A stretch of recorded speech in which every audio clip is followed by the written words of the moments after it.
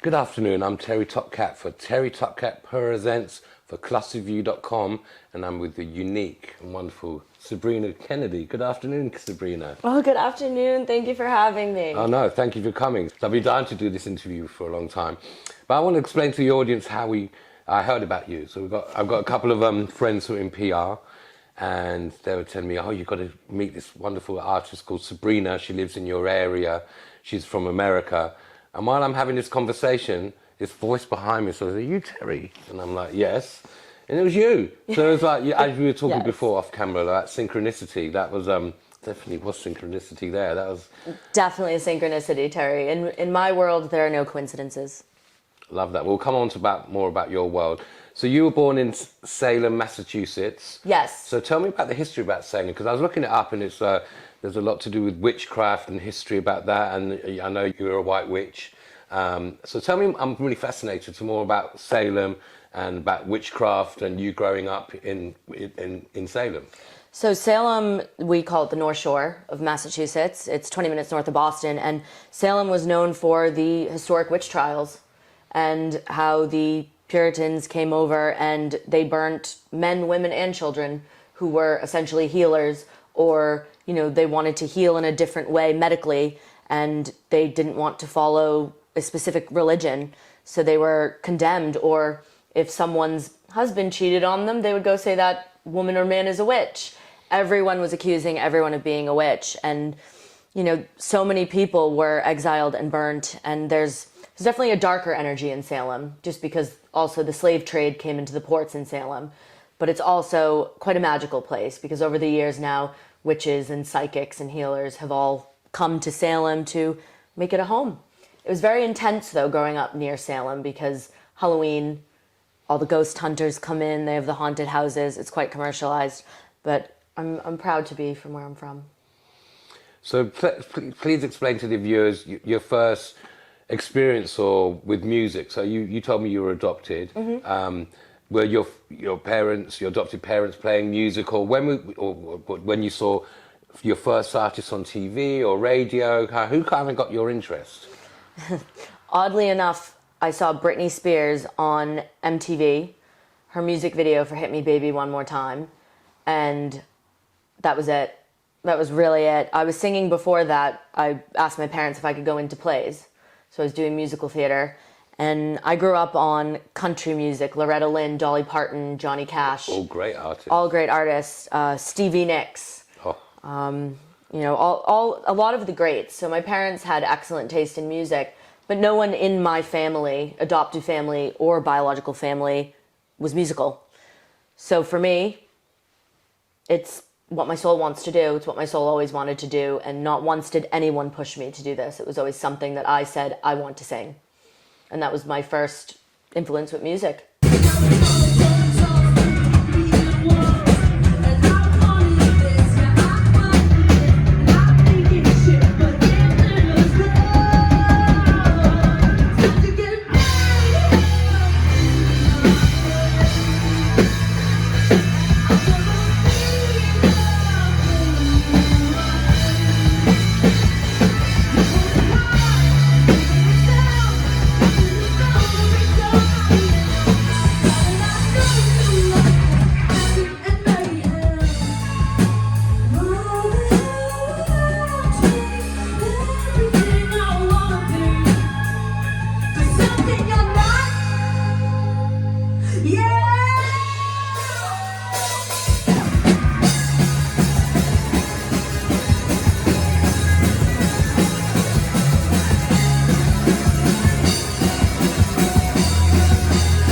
And the first record or cassette or CD? First record.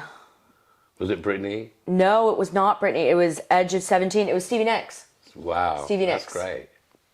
Mm-hmm. Who's still a fabulous, inspiring artist to female and all artists, actually. Yes, has a place in my heart.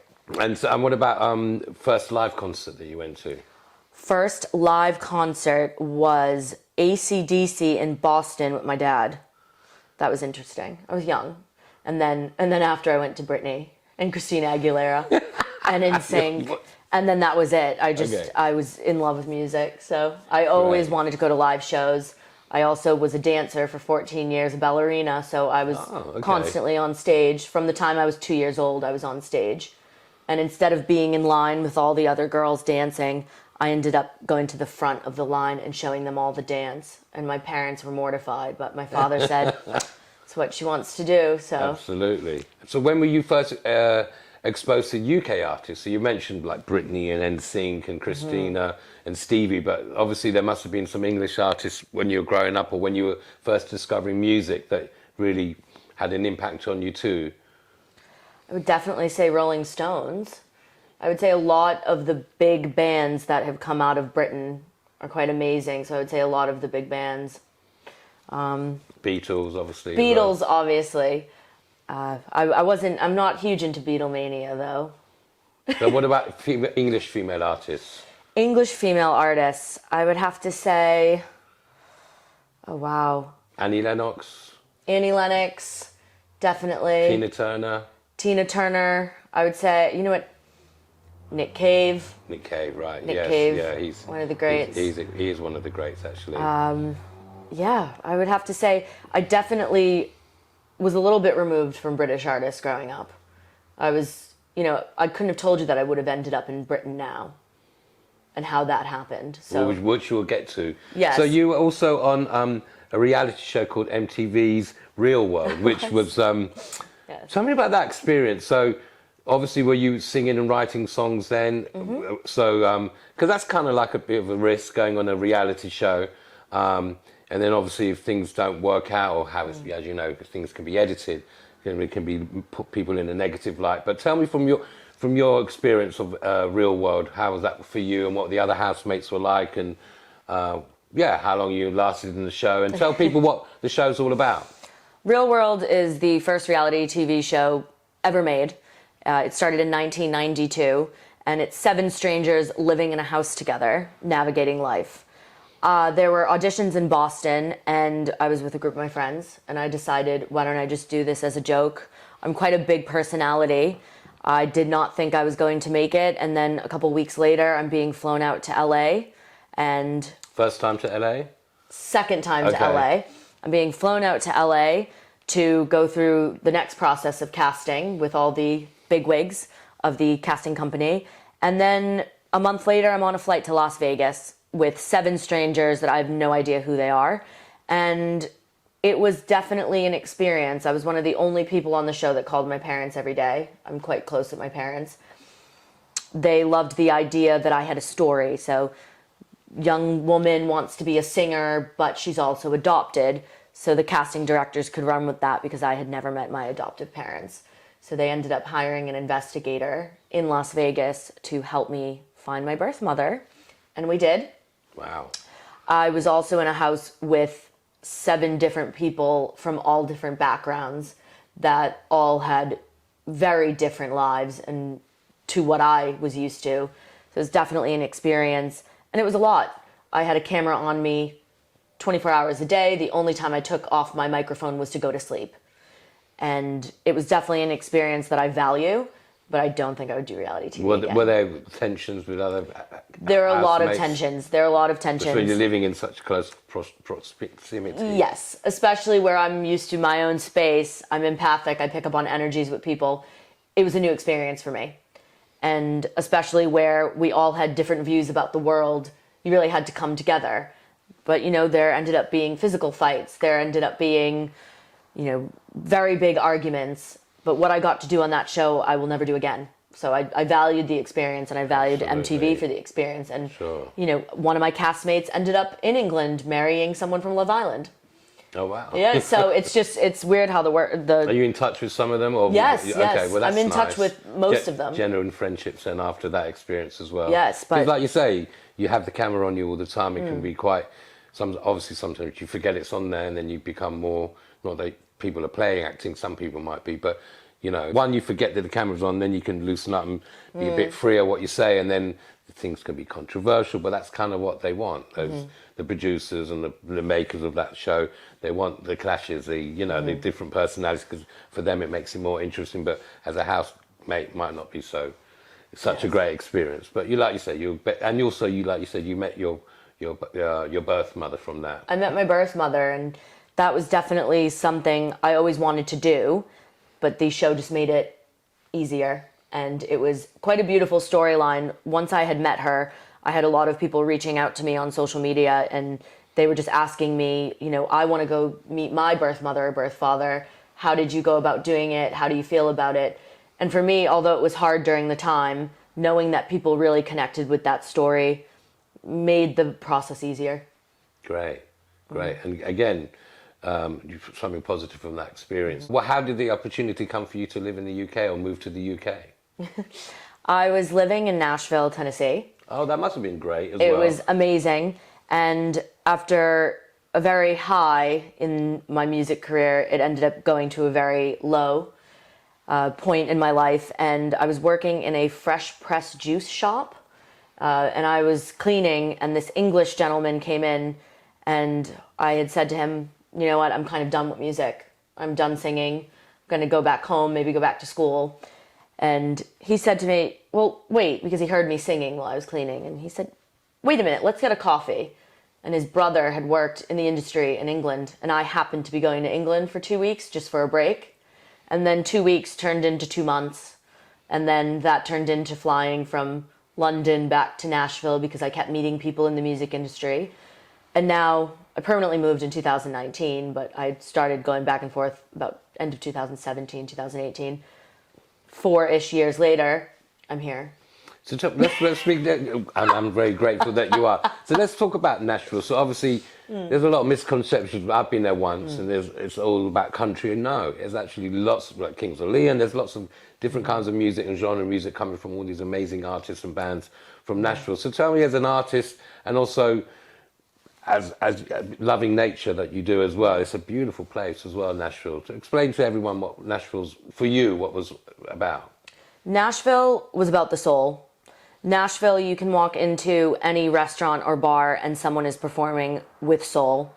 And you walk around Nashville and you wonder how none of these people are signed or people know about them, because when they sing, it's talent, it's soul, there's no gimmick behind it. And for me, being raised on country music, even though I was raised in the North, I fall in love with the way people write in country, especially old country, Hank Williams, Johnny Cash, Loretta Lynn, even Dolly Parton. So for me, it was one of the most beautiful places I've lived, to be fair, and the soul was there. For me, it was quite a painful place as well. My father had passed away when I was living in Nashville. Sorry. Yeah. I was really finding myself in Nashville. So I would love to go back to Nashville with this mindset. But I would say to anyone, it's an amazing place, and it truly is the city of music. Really is. So you came to the UK about, say, 2017 permanently? Permanently came in 2019. 19. Okay, so where did you first move to in the UK? How did you meet your wonderful manager, Patrick, who's over there listening and... making a face. So the man that came into that juice shop in Nashville, I ended up living with his brother in Notting Hill. His brother had an extra room. Oh, wow. And I did not come because of the movie Notting Hill. Sure. I swear on my father's soul, I watched the movie after I moved to Notting Hill. And then I just ended up falling in love with the area. And I stayed. And, 3 years later, I'm still in Notting Hill. And I absolutely love it. But yeah, that's how I ended up here. So. And how did you meet Patrick? How did I meet Patrick? Well, I had my first gig in Dalston at a place called Birthdays, which is now a Brew Dog, unfortunately. And I needed a guitarist, and Patrick ended up being my guitarist. And then, over the next few months when I was coming back and forth to UK, I was enlisting Patrick for advice and who to speak to.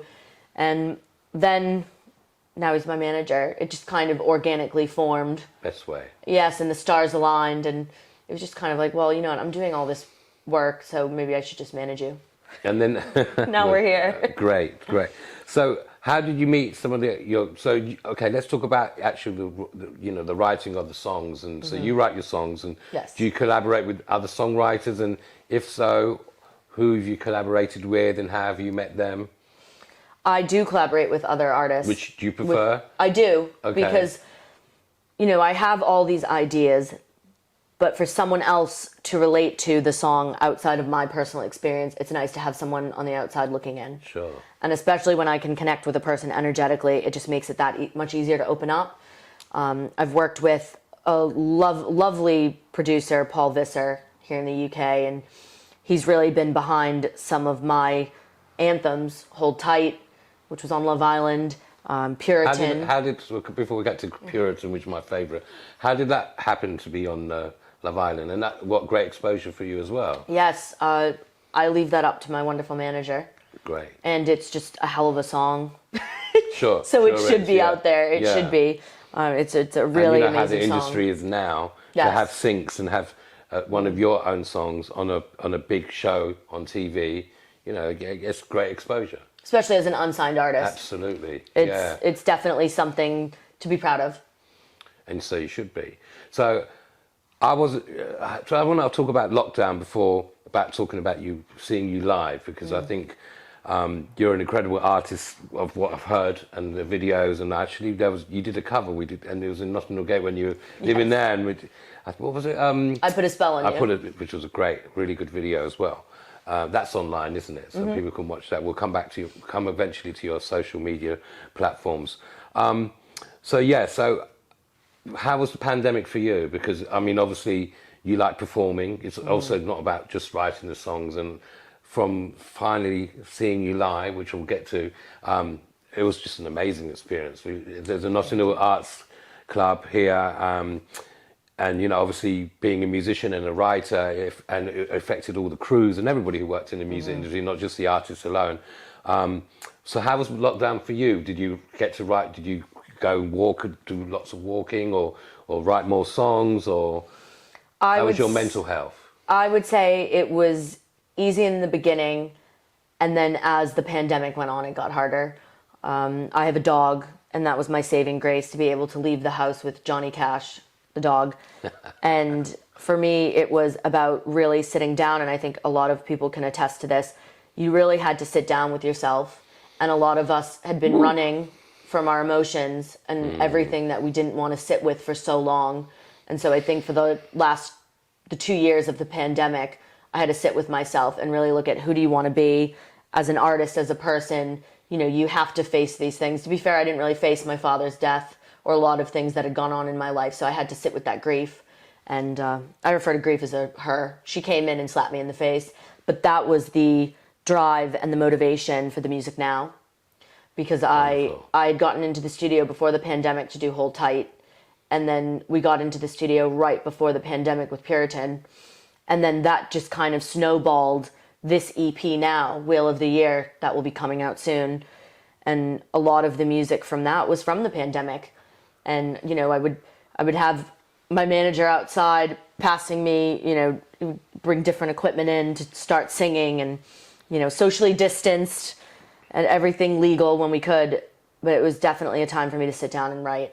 And then also you had the opportunity to go back to Boston as well after, to visit your family as well. Yes, I did have the opportunity, but that was very hard because, I didn't see them for 2 years. Yeah. And, I'm alone here, so my friends are my family. Of course. And living alone, it was quite hard. So I definitely did a lot of soul searching, a very good amount of soul searching. I'm sure everyone can relate. I can really relate to that, because I had one of my close friends passed away, and I got seriously depressed. And then again, looking at my life, thinking, what am I going to do? And and then I kept thinking, well, Chris wouldn't want me to be unhappy. Exactly. And like with you, music feeds my soul, and not going to see these music artists that inspire me. And I didn't even listen to music for like a year, over a year, which is so not like me. And then eventually things got easier, and okay, we can talk about the mask, not a mask, but I know COVID's going up. But going to actual live gigs and experiencing live artists. So every time Patrick or yourself would invite me to come to a gig, I'd be like, I'm not, sorry, no. And then the opportunity came that you were playing at the Notting Hill Arts Club, which is an iconic music venue downstairs, been going for years, and the legendary Alan McGee does a night there as well. And I thought, right, I'm going to go and see Sabrina. So when I went there was all these protesters out there. So tell me about them. Yes. I mean, I was quite bemused. I didn't know what was going on. Very bemusing, isn't it? The protesters were outside because I am a witch and apparently have been putting spells and curses out into the ethos. They were a radical religious group, and they didn't like what I was doing. And, you know, they can believe what they want, but my spirituality isn't just closed off to being a witch. I have God in my life, I have a universe, and I think we all have a bit of that inside of us. So if you don't believe in anything, at least believe in yourself. Absolutely. But the protesters were, they were antagonizing my audience and getting some of my audience quite angry. But at the end of the day, I didn't come here to be liked. I came here with a message. I came here to do what I'm supposed to do and what my soul wants to do. And not everyone has to like me. You either love me or hate me. Well, I certainly love you. I certainly love you because that was the first time I saw you live, and my jaw was literally on the floor. And they had a wonderful. I want a big shout out to Lauren Anderton who supported you. She was amazing, and hopefully get to interview her for series 2 of TerryTopCat Purrsents for clusterview.com, featuring this episode, the wonderful Sabrina Kennedy. So yeah, I was totally gobsmacked, and he had so many great songs, and Puritan was the one that really stood out to me. So then Mark Anthony and I came and saw you performing Guildford, which was a small venue, and you killed it as well. Great bands that were supporting you as well. So that must be brilliant. One, for you playing live again. You got a wonderful band as well. Big shout out to them, and also to play in other places outside London as well, and they who really wanted, hungry to listen to live music, new artists as well. So yeah, I just want to say thank you, because I denied myself so long to come and see you perform. We were waiting. We were waiting. I'm so glad I did. And I said to you, first of all, I was like, wow, you're such a great artist, because you really are a true artist. Thank you. And there's a lot of musicians out there, or artists inverted commas, who they can either do it in their bedroom or they can write the most amazing songs and sing, but then performing is another thing altogether. So like you say, you studied dance. You're an exceptional performer as well, I have to say as well. Thank you. Because, you got me from the moment you came on stage, and then vocally, the band were great. So, I can't recommend enough. Go and see the wonderful Sabrina Kennedy. She's going to be playing locally at this wonderful venue called Lalo. Yes. So when's that? That's on July 21st. Please do come. It's going to be lovely. So thank you so much, Sabrina. I think we covered everything. Where can everyone find you on social media? You can find me on all social media platforms. It's Sabrina K. Thank you. And if this goes out after the gig, you missed a great gig at Lalo, come and see Sabrina Kennedy perform live. This is TerryTopCat featuring the wonderful Sabrina Kennedy for clusterview.com for TerryTopCat Purrsents.